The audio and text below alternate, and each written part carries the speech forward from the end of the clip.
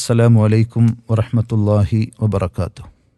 അൽഹംദുലില്ലാ വസ്സലാത്തു വസ്സലാമു അലാ റസൂലില്ലാ വഅലാ ആലിഹി വ അസ്ഹാബിഹി വമൻവാല. സ്നേഹമുള്ള സഹോദരന്മാരെ, സഹോദരികളെ, ലോകമാസകലം ഇന്ന് നേരിടുന്ന വലിയ ഒരു ദുരന്തമാണ് ഭീകരത എന്ന് പറഞ്ഞാൽ. ഏതെങ്കിലും ഒരു പ്രദേശത്ത് ഒരു ഭീകരാക്രമണം നടന്നാൽ എത്ര നിരപരാധികളാണ് കൊല്ലപ്പെടുന്നത്.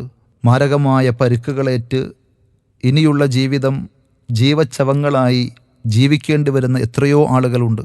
അതേപോലെ തന്നെ സ്ഥാപനങ്ങളും കെട്ടിടങ്ങളും വീടുകളുമൊക്കെ നശിച്ച് കോടിക്കണക്കിന് രൂപ നഷ്ടം വരുത്തുന്ന ഭീകരാക്രമണങ്ങൾ വ്യക്തികൾക്കും സമൂഹങ്ങൾക്കുമൊക്കെ നഷ്ടങ്ങൾ മാത്രമാണ് സമ്മാനിക്കുന്നത് എന്ന കാര്യം ആരോടും പ്രത്യേകം പറഞ്ഞു കൊടുക്കേണ്ട ആവശ്യമില്ല.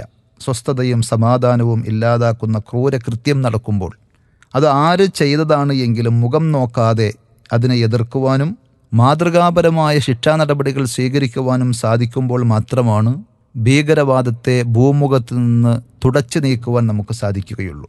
പക്ഷേ സങ്കടകരമെന്ന് പറയട്ടെ, അതിൽ നിന്ന് വ്യത്യസ്തമായി ഏതെങ്കിലും ഒരു ഭീകരാക്രമണം നടന്നാൽ അതിനെ ഇസ്ലാമിൻ്റെ പേരിൽ കെട്ടിവെക്കാൻ മത്സരിക്കുകയാണ് ഇന്ന് പല ആളുകളും ചെയ്യുന്നത്.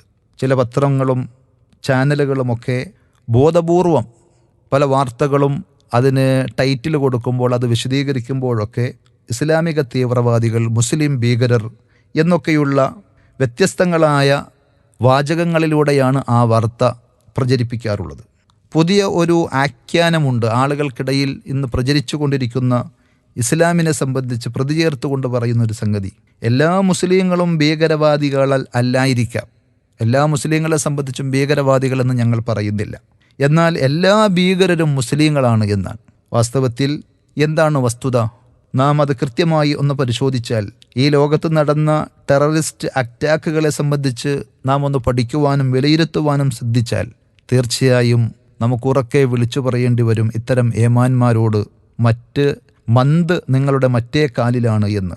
19-ാം നൂറ്റാണ്ടിൽ ലോകത്ത് നടന്ന ഭീകരാക്രമണങ്ങൾ, അതാണ് ഒരുപക്ഷെ ഒന്നാമത്തെ ലോക ചരിത്രത്തിലെ ഭീകര ആക്രമണങ്ങൾ എന്നായിരിക്കും പറയുവാൻ സാധിക്കുക. 1881 റഷ്യയിലെ സാർ അലക്സാണ്ടർ രണ്ടാമൻ കൊല്ലപ്പെട്ടത് ഒരു ഭീകരാക്രമണത്തിലൂടെയായിരുന്നു. അദ്ദേഹത്തിൻ്റെ കൂടെയുണ്ടായിരുന്ന 21 ആളുകളും ആ ആക്രമണത്തിൽ കൊല്ലപ്പെടുകയുണ്ടായി. അതേപോലെ തന്നെ 1886 ചിക്കാഗോയിൽ ഒരു ടെററിസ്റ്റ് അറ്റാക്ക് നടക്കുകയുണ്ടായി. ഇതൊന്നും ഏതെങ്കിലും ഒരു മുസ്ലിം രൂപകൽപ്പന ചെയ്തതോ നടപ്പിലാക്കുകയോ ചെയ്തതായിരുന്നില്ല എന്നത് വ്യക്തമാണ്.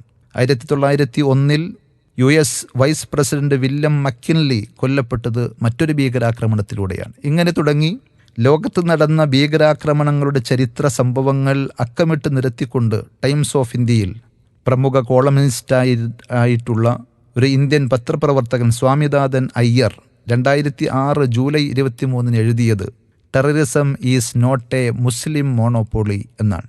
അഥവാ മുസ്ലിങ്ങളുടെ ഒരു കുത്തകയല്ല ഭീകരാക്രമണങ്ങൾ. ലോകത്ത് നടക്കുന്ന ഏത് ഭീകരാക്രമണങ്ങളും നിങ്ങൾ ഇസ്ലാമിൻ്റെയും മുസ്ലിങ്ങളുടെയും തലയിൽ കെട്ടിവെക്കേണ്ടതില്ല എന്നാണ്. ഭീകരത വളരാൻ പല കാരണങ്ങളുമുണ്ടാകും. ആ കാരണങ്ങൾ കണ്ടെത്തി അതിൻ്റെ അടിവേര് പിഴുതെടുത്ത് നശിപ്പിക്കുവാൻ ശ്രമിക്കേണ്ടതിന് പകരം ഏതെങ്കിലും ഒരു വിഭാഗത്തെ ശത്രുസ്ഥാനത്ത് നിർത്തി അന്ധമായി വിദ്വേഷവും ശത്രുതയും പ്രചരിപ്പിക്കുന്ന രീതി ശാന്തിയുടെയും സമാധാനത്തിൻ്റെയും നല്ല നല്ല നാളുകൾ സ്വപ്നം കാണുന്ന ആരുടെയും ഭാഗത്തു നിന്ന് ഉണ്ടാകുവാൻ പാടുള്ളതല്ല. അവകാശ നിഷേധങ്ങൾ, തൊഴിലില്ലായ്മ, ദാരിദ്ര്യം, അഴിമതി, അതിക്രമങ്ങൾ, സ്വജനപക്ഷപാതിത്വം, നീതി നിഷേധം, അധിനിവേശം തുടങ്ങിയ പലതും ഭീകരാക്രമണങ്ങളായി രൂപപ്പെടുവാൻ സാധ്യതയുള്ള കാരണങ്ങളാണ് എന്ന് മനസ്സിലാക്കി അത്തരം സംഗതികളെ ചികിത്സിക്കേണ്ടതിന് പകരം വെറുപ്പും ശത്രുതയും വിദ്വേഷവും വളർത്തി ഒരു നാട്ടിലെ തന്നെ അല്ലെങ്കിൽ ഒരു സ്ഥാപനത്തിലെ തന്നെ ആളുകൾക്കിടയിൽ തമ്മിൽ തല്ലിക്കുവാനും വേർതിരിവുണ്ടാക്കുവാനും ശ്രമങ്ങൾ നടക്കുമ്പോൾ ഭരണകൂടങ്ങൾ കയ്യും കെട്ടി നോക്കി നിന്നാൽ ഭീകരവാദവും തീവ്രവാദവും അവസാനിക്കുകയല്ല, മുള പൊട്ടി പടർന്ന് പന്തലിച്ച് വളർന്നുകൊണ്ടേയിരിക്കുമെന്നുള്ള വസ്തുത നാം തിരിച്ചറിയണം. എന്നാൽ ഒരു യഥാർത്ഥ വിശ്വാസിക്ക്, മുസ്ലിമിന് ഒരിക്കലും ഒരു ഭീകരവാദിയോ തീവ്രവാദിയോ ആകുവാൻ സാധിക്കുകയില്ല. കാരുണ്യത്തിൻ്റെയും സമാധാനത്തിൻ്റെയും അധ്യാപനങ്ങളും സന്ദേശങ്ങളുമാണ് ഇസ്ലാം പഠിപ്പിക്കുന്നത് എന്നുള്ളതുകൊണ്ട് അശാന്തിക്കെതിരെ ശാന്തിയുടെ വഴിയിൽ നമുക്ക് കൈകോർക്കാം.